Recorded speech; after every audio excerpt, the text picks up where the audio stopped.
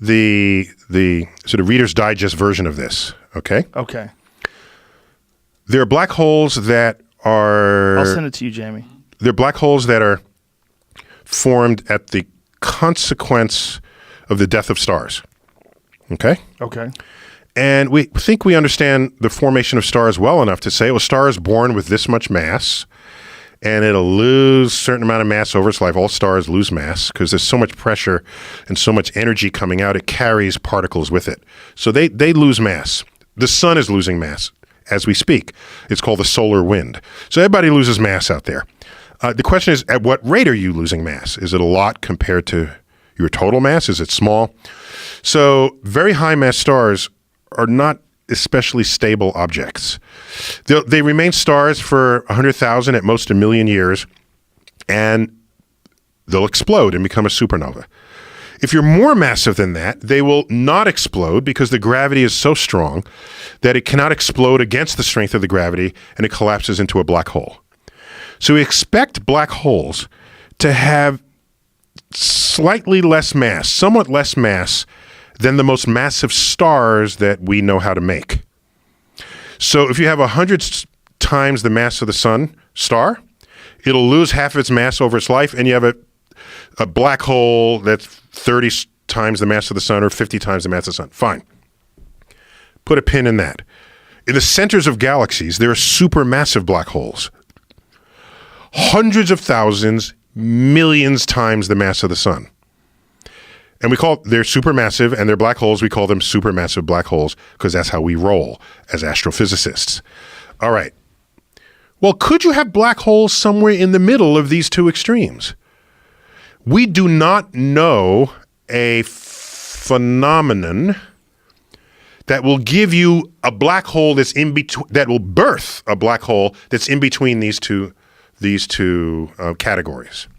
You can make a black hole that eats its way there. Fine. But we don't know how to make one. And we think, my colleagues who've done this, think they've discovered a black hole that is sitting in this sort of netherworld where there's no evidence that it ate to become that massive. And we don't know how to explain it by the formation and death of stars, and is nowhere near the supermassive black hole in the center of the galaxy.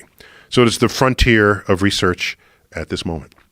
So it's just a newly discovered type of black hole. Here it is. It's in a MASH regime.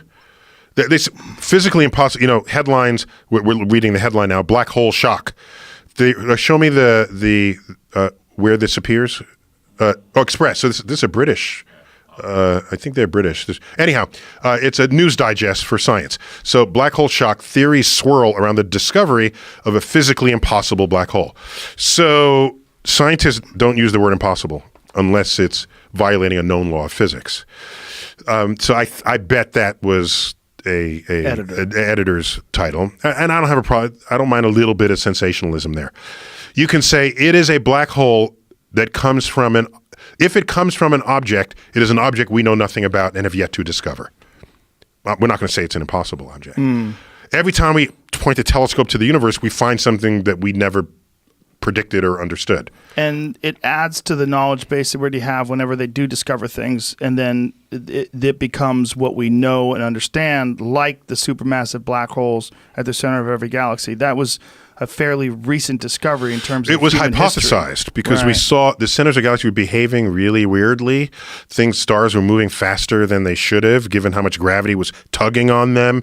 And we said, dude, something's got to be there. And it's got to be really small because we're tracking stars really close to the middle.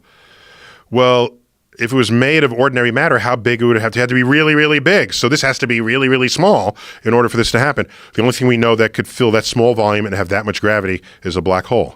So it was suspected for a long time. It was confirmed that as a common thing by the Hubble telescope and first photographed by this recent result in the galaxy M87. Messier 87 is that's the name of the galaxy. And you can determine how big the black hole is based on the size of the galaxy. We can determine the mass of the black hole by how fast stars are moving at the distance they are from it.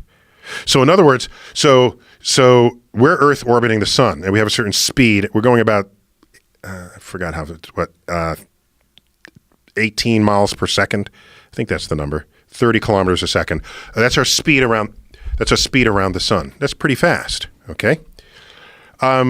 If the sun had more mass instantly, that speed is not enough to maintain our orbit, and we'll start spiraling in towards it. If the sun had less mass, that speed is too high to be in this orbit. It'll take it to it's too fast to maintain this orbit. It'll climb us out to a higher orbit, slow us down, and we'll be in a higher orbit with a slower speed. So in other words, for any object, at any distance, there's only one speed you can maintain and have a stable orbit around it. So when we see stars orbiting something in the center of the galaxy, it is a straightforward Astro 102 equation to calculate how much mass the thing is orbiting. And you get the mass, and you can't see it. It's small. It's a black hole.